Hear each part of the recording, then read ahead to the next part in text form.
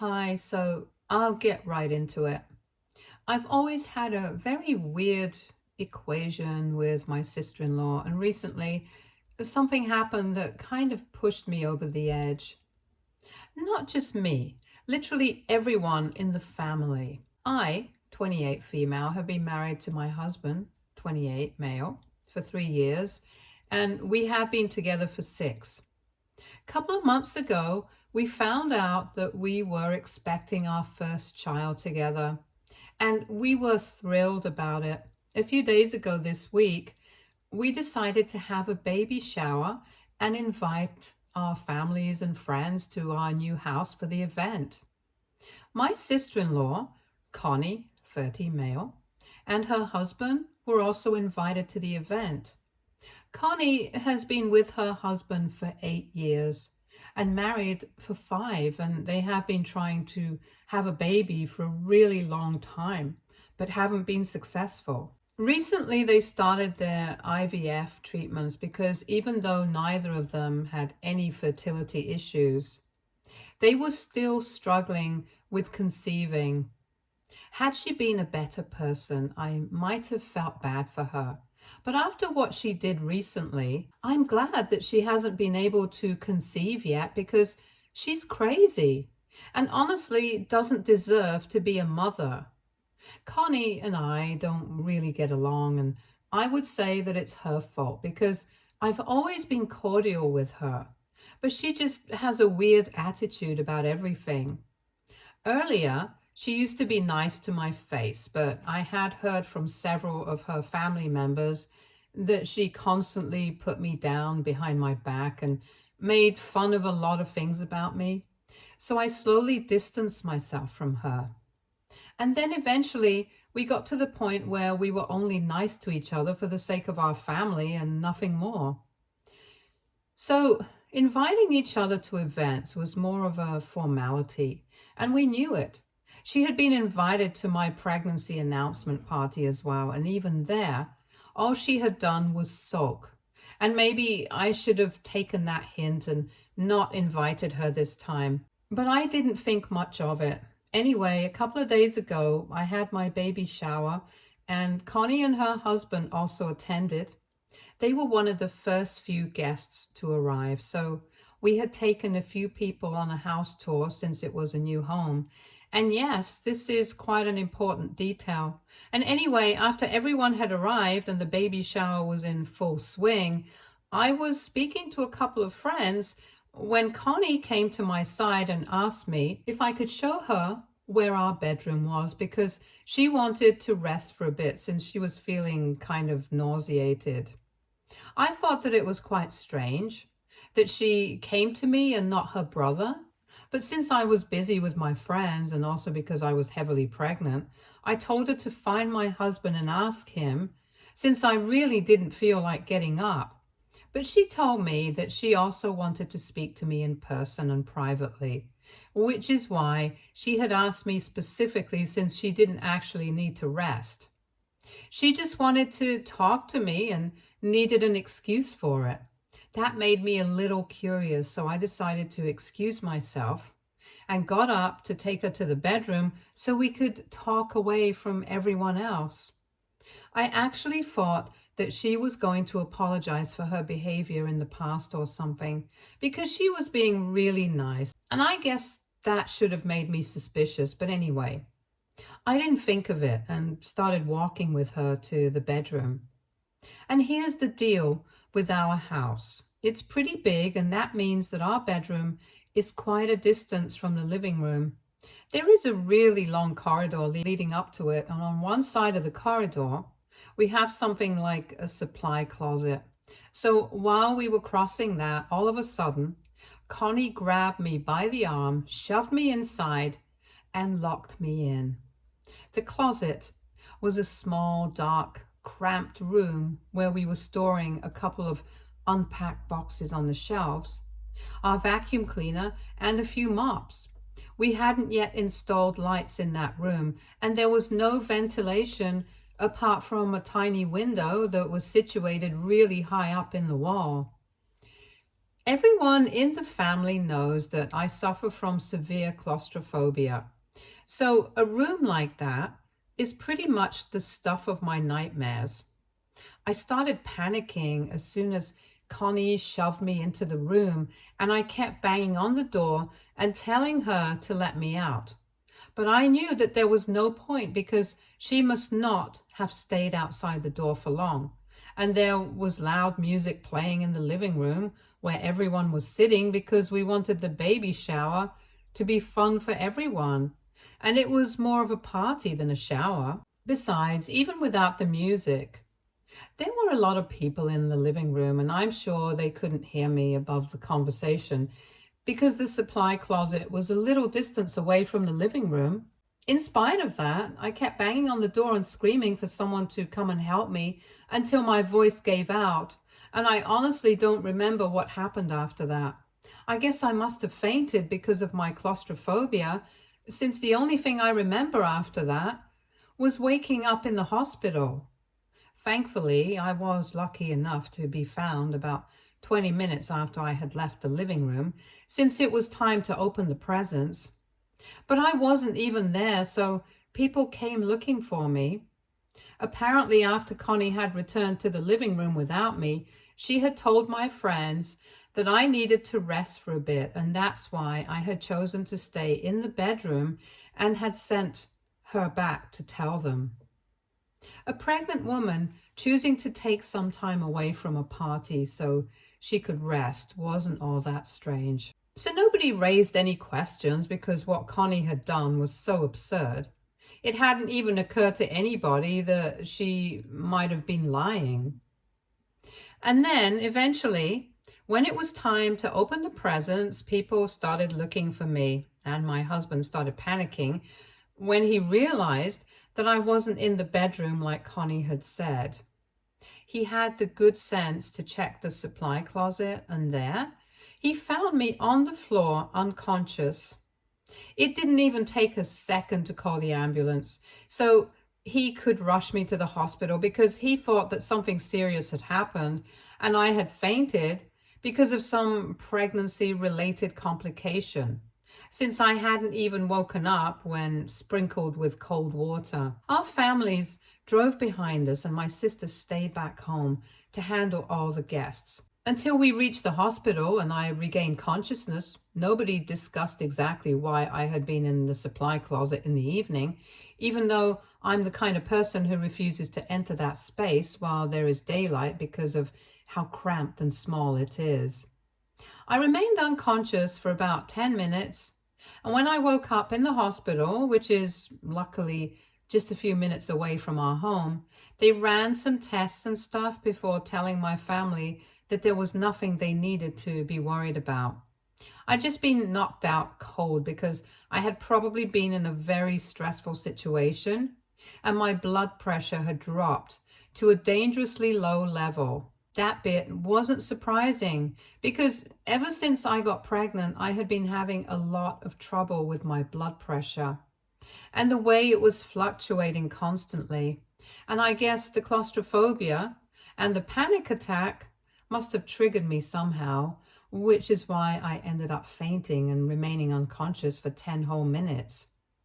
After I came to my senses, they took me home, and my sister made sure that all the guests were served food and told them that I was completely fine so that they wouldn't worry. Once I had come back home, nobody was in the mood to have fun anymore. So everyone went back home, and it was just me and our families who stayed so we could get to the bottom of what had happened. I felt exhausted. So even though I remembered exactly what had happened, I was in no mood to relive it, and I just wanted everyone to leave so I could go to sleep. But luckily for me, my friends who had been speaking to me before I left the room with Connie had heard the conversation between me and her, and they knew that it was Connie who had taken me out of the living room so we could go to the bedroom. And in all likelihood, she was the one responsible for this. So before they left, they had told my husband about it. They didn't bother me that evening, but the next morning I found out from my husband that he had confronted Connie before the family had left. And while I was resting in the bedroom, they had been arguing in the living room. Our families were there, and so was he, and Connie kept denying that she had anything to do with locking me in the supply closet. She claimed that she had gone with me to the bedroom to apologize for always being cold and a bit mean to me all the time. And apparently we had made up for the last couple of years. Then I told her that I wanted some time away from the party, so I stayed in the bedroom and she came back.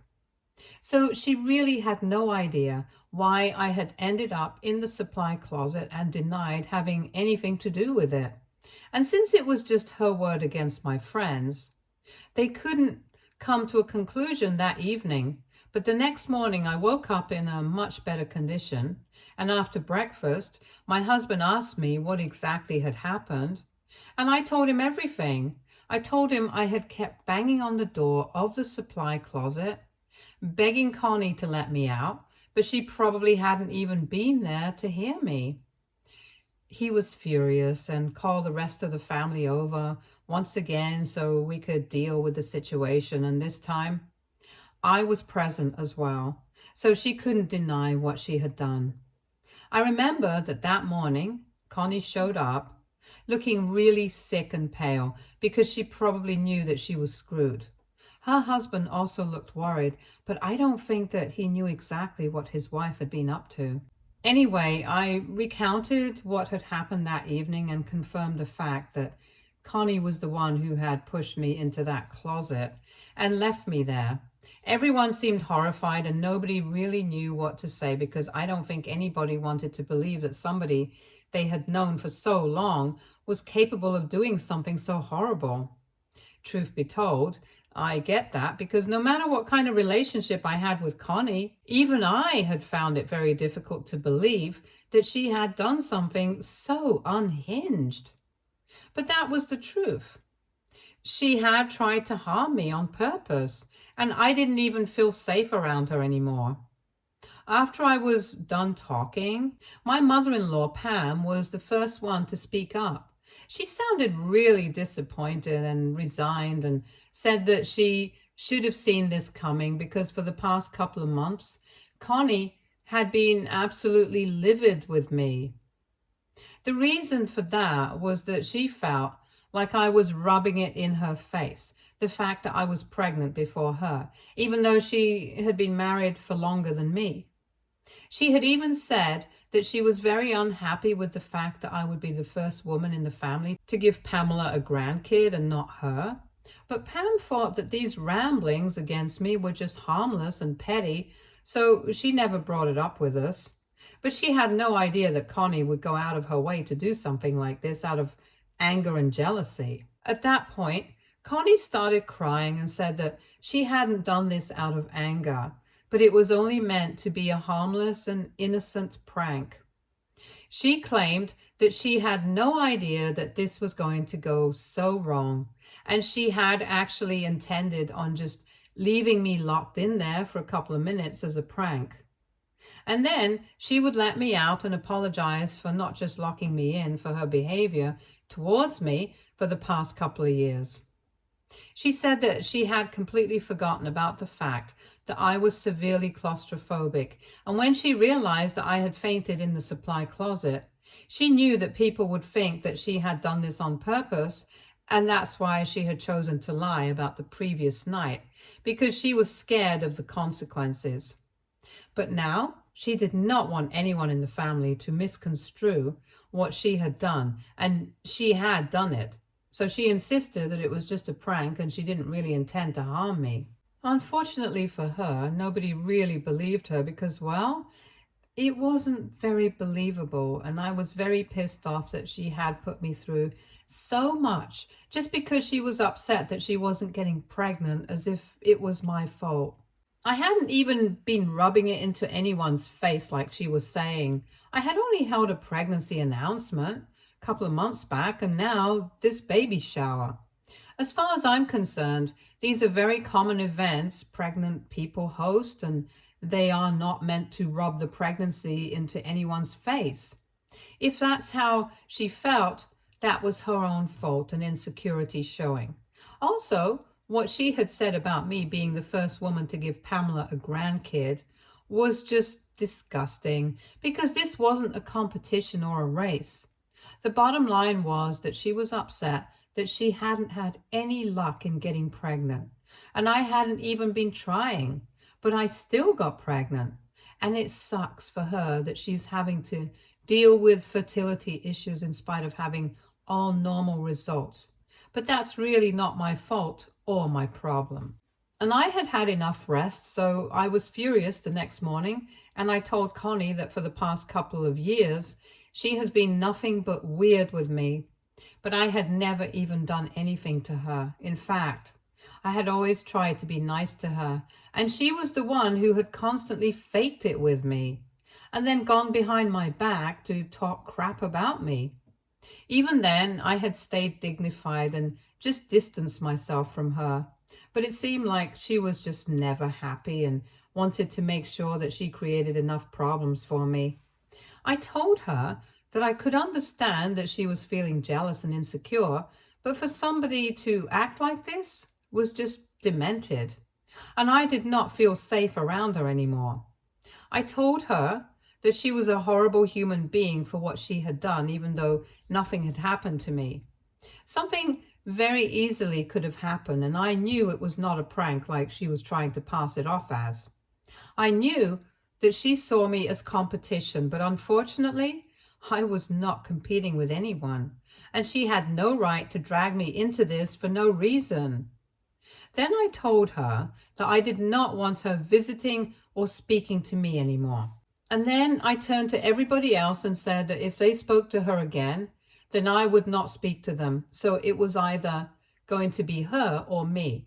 And that's when Connie started protesting, saying that I had no right to do that, especially when she had just been playing a prank.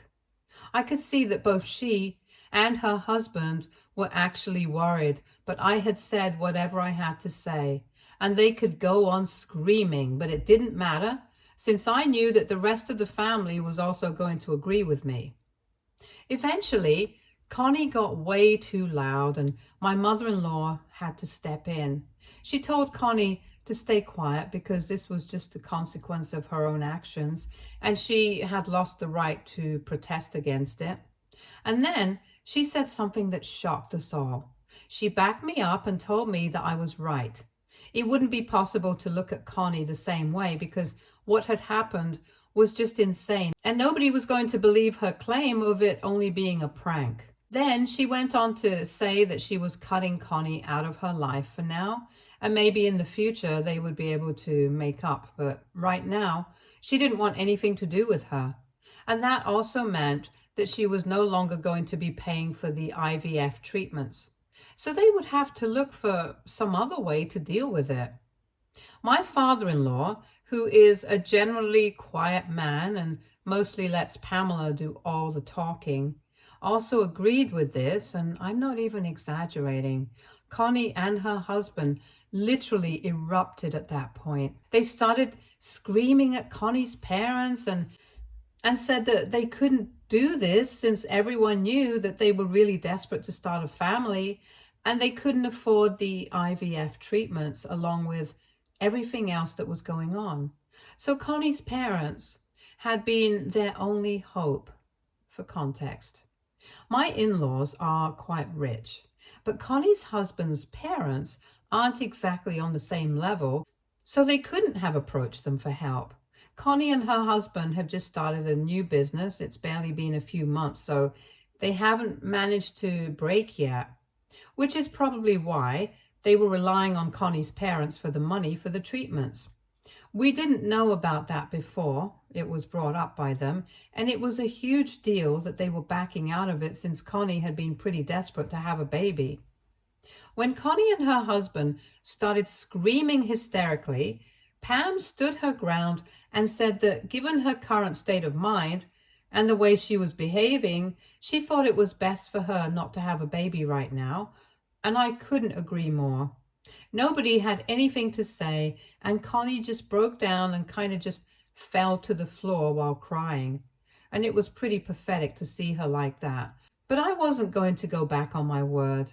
She continued to sob on the floor for about 5 minutes, and nobody said anything during that time.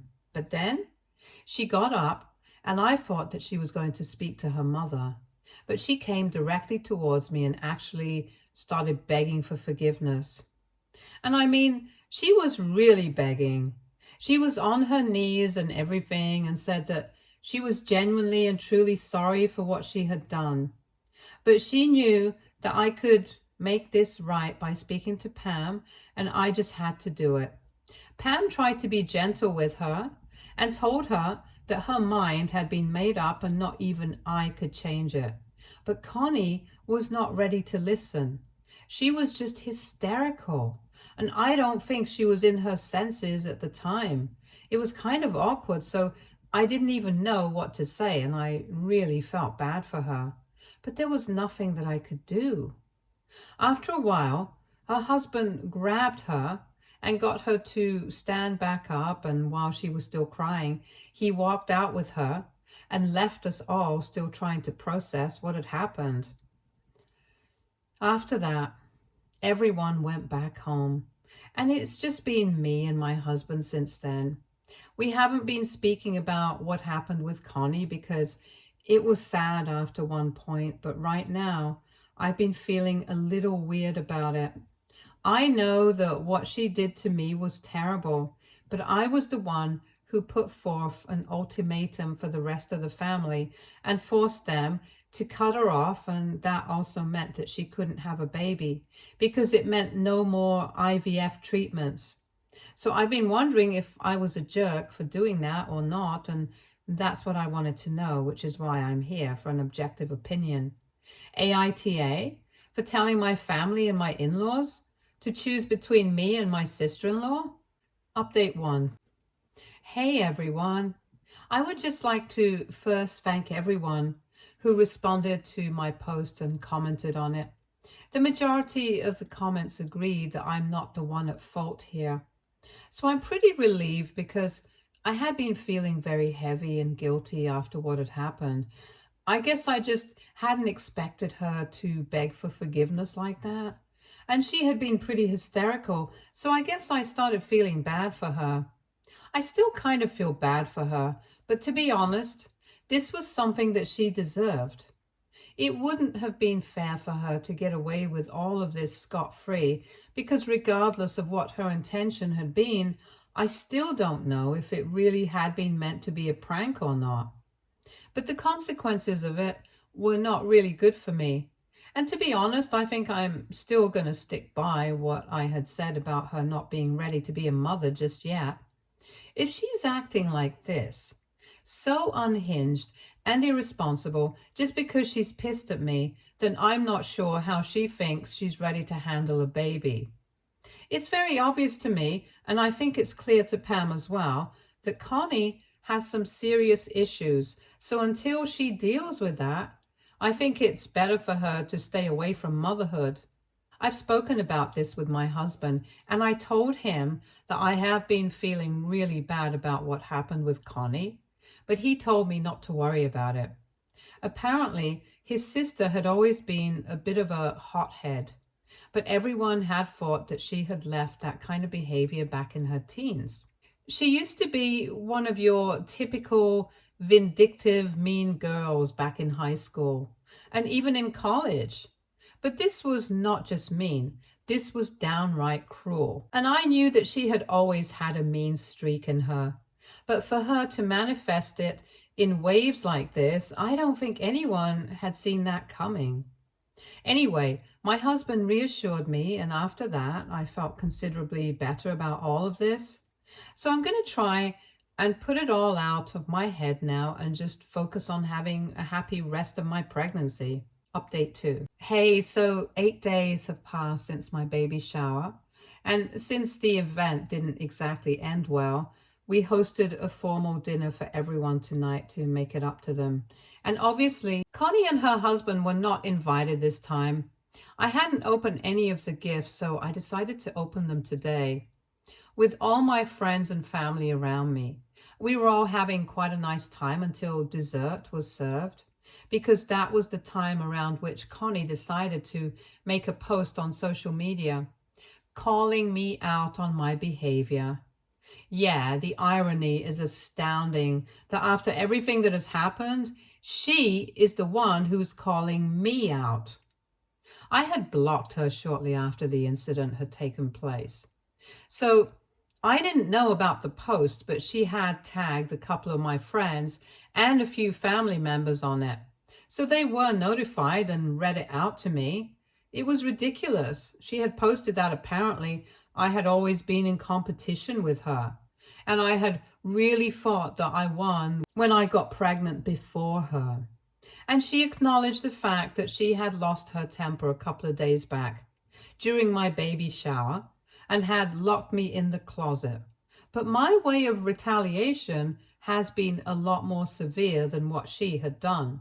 She posted that I had forced her family to cut her off and made sure that she wouldn't be able to get pregnant by convincing her mother not to contribute to her IVF treatments anymore. But unfortunately, my plan was not going to work because they had decided to pay for the IVF treatment themselves, and they were definitely going to have a baby.